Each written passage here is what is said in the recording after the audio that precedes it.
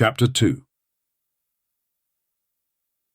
It's January 1st, pitch black, silent.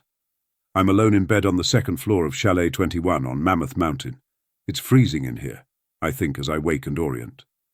Brushing my finger across the bedside tablet, it illuminates unexpectedly bright. Squinting, I see on the weather app it's 5:43 a.m., 12 degrees Fahrenheit, outside. I'd left the heater, off, falling asleep under the comforting weight of many blankets. Quickly, I pull my chilled arm back into the warmth, remembering the dream I was having. I'd been running down a forest path through tall ferns, chased by something I didn't want to catch me. I was pretty sure I could get away. I was just having trouble flying. Every time I jumped, I only coasted above the rocky ground, rising slowly through crimson, thickly barked trees. Why didn't I rise faster? I'd wondered. Fly, like I usually did. I'd stretch my arms above my head as far as I could. If I stopped straining, I descended.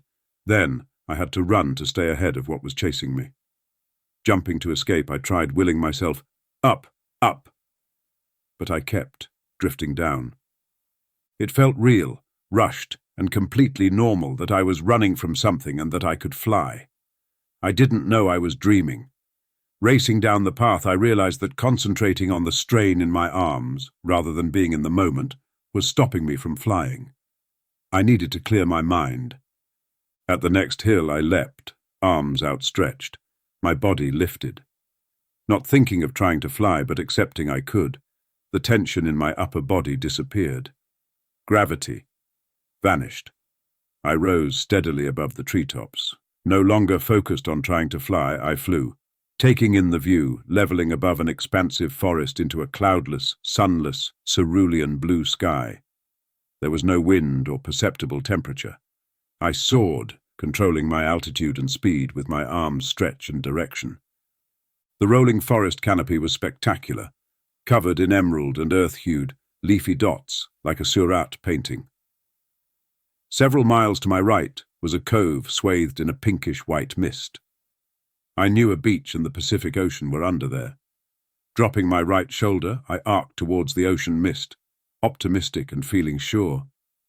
Then, with few fast, unremembered transitions, I woke in another world, the real world, lying in a cocoon of body-warmed blankets, surrounded by numbing cold and blackness, accepting without question, I am here. This darkness is reality. I am no longer dreaming on the first day of the new year. Motionless, I wondered about the vibrant dream, so natural and unquestionably normal when I was in it. Now, this inky, cold reality is. In both, I believed I was awake. But here, unlike the dream, I knew this was reality. How do I know? I asked myself. Is it because here I'm considering both versions at once? Have I ever questioned the reality of the actual world while I'm dreaming? I wondered. In a dream, I'm usually along for the ride, unaware and not reflecting on the sometimes outrageousness of what's happening. Occasionally, I wake in a dream, realizing I'm dreaming. Unfortunately, most of those times, my awareness, plus trying to direct the dream into something I want to experience, wakes me. I wondered if the dream had anything to do with this trip or if it resulted from something inconsequential like eating that slice of blackberry pie last night. Before I fell asleep, I'd thought about how much the kids and I enjoyed these annual vacations and the airplanes we used on them. This time, the trip was in a Lear 28 N500LG, piloted by my friend Gary Zinger. That jet holds the world record for the time to climb to 15,000 meters in its series, 11 minutes, 22 seconds, beating astronaut Neil Armstrong's 1979 record by 1 minute, 5 seconds. Sheer power and elegance, able to climb comfortably at 6,000 feet per minute. Gary is the best pilot I've known, starting in seaplanes at 13 to deliver supplies for the Canadian Forest Service. He's flown more places in different airplanes than most other pilots I know, maybe combined. The most compelling thing about Gary is, at every airport I've been to, most know or have heard of him. He's a legend. Rising and making my way down the chalet's steep wooden stairs to boil water, I see the silhouette of the ski lift, thunderbound, on the horizon. The sky is a shade above black, signalling sunrise as dim outlines of trees emerge. Putting wood on the fireplace coals and a piece of sourdough in the toaster, I wait for the kettle's whistle. Soon my English breakfast tea's floral sweetness soothes the chill and stillness as I reflect on the plans and days ahead and the uncertain future. There are several things I want to accomplish this year. 1. Be a good father. 2. Master something new in my law practice. 3. Sail a remarkable adventure. 4. Fly somewhere I've never been. 5. Write a book, maybe a screenplay. Jotting these resolutions on a piece of paper from the wicker basket on the table, I considered that if I'm not doing these on my own, what good is a piece of paper? I threw the list back into the basket for someone else to find and ponder. Then, finishing the tea, I started a proper New Year's breakfast. One the kids usually asked for: fresh berries splashed in orange lime juice, crispy hash browns, cinnamon stewed apples topped with cream, an egg white omelette with turkey bacon, sharp white cheddar, avocado, our homemade salsa, and cilantro garlic Salvadoran table cream. The smells permeating the chalet usually signaled the end of quiet solitude and the beginning of new conversations, adventures, laughter, and memories. A new year full of life. After breakfast, I hit the slopes. At 11:11, my phone rang as I rode the Broadway lift for my 5th run. I quickly stashed my poles and gloves under my leg to retrieve it from my inside coat pocket. Typically, it would be the kids looking for me. It wasn't. The number was blocked. I considered letting it go to voicemail, but since I'd gone to all the trouble, I answered. This is Jack Shield. Hello? My name is Victor Navarro. Sorry, I thought I was going to get a recording.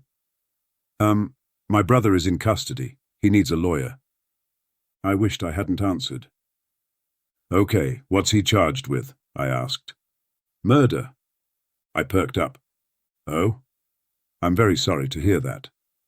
Yeah, well, I was with my family in Mexico because of Christmas, you know. But we found out he was in the hospital, so I came back and that's, well, when all this started. Where does he have court? I asked. Visalia.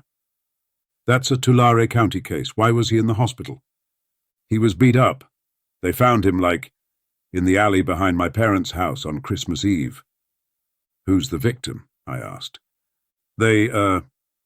Well, it's Victoria, his wife. Hey, can we meet? I'd rather talk in person. Sure. When is his court date? Day after tomorrow. Oh, no. I'm out of town, I told him. Then I hesitated, weighing the options. Can we meet tomorrow at my office at the Visalia airport? Victor sighed. That would be good. I mean, yes. Thank you. The end of the lift was approaching. Hold on a minute, I instructed, gathering my poles. At the top, I hopped off, skiing out of the way. A magnificent alpine view stretched to Nevada. We've enjoyed this, I quickly reflected. Okay, sorry about that. I needed to get to a place where I could talk. Look, I can answer any questions you have right now.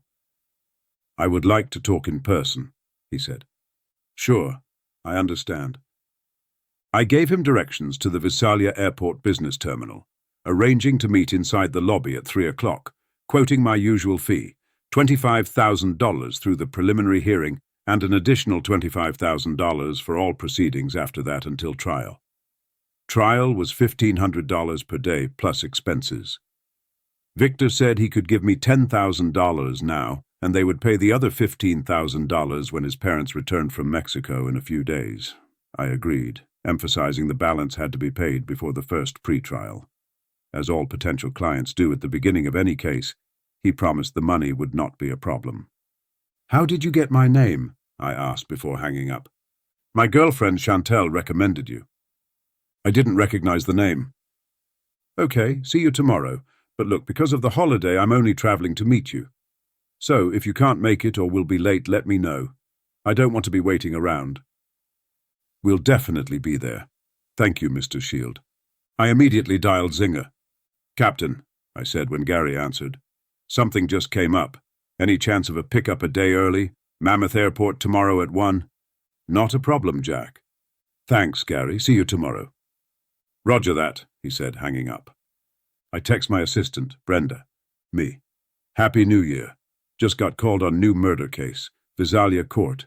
Navarro out of Exeter. Meeting client's brother tomorrow at 3 at office to get retained.